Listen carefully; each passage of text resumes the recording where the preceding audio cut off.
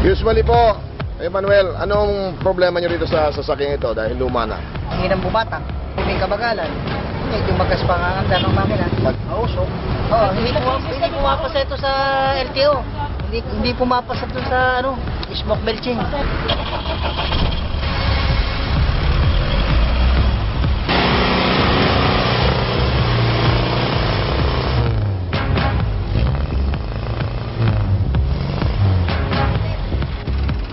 Anong na-observe nyo sa tunog ng makina? Pino andar. Pino na nga yung andar. Parang di gasolina. Parang gasolina na siya. Ayos. Kumaan Ano po ang inyong na-experience? Magaan ang hila. Nawala ng puso. Maganda ang hila. Yan na po. Magaan ang bata. Nakalata ko, nagbago kaagad yung andar ng makina eh. Pumino at saka nawala yung usok.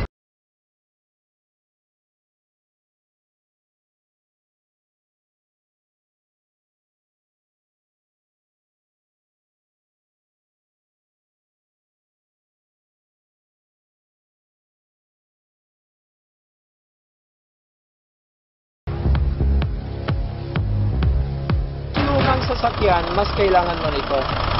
The reason, kasi ang lumang sasakyan, mayroong clearances na. Oo.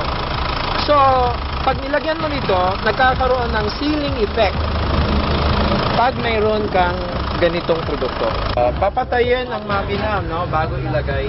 Medyo gumanda na yung tunog ng makina. Nawala na yung ganong ingay niya.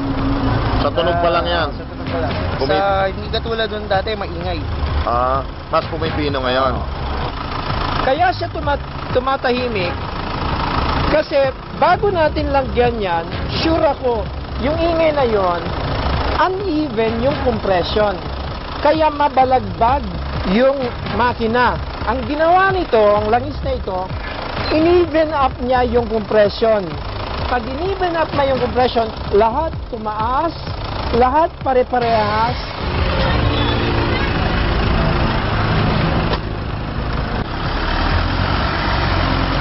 Lumakas yung makina sa aking pakiramdam eh. Opo. Hindi tulad nung dati, ngayon naging para mga madulas yung makina kaya nagbigay ng lakas doon sa ating sasakyan at Opo. bumilis.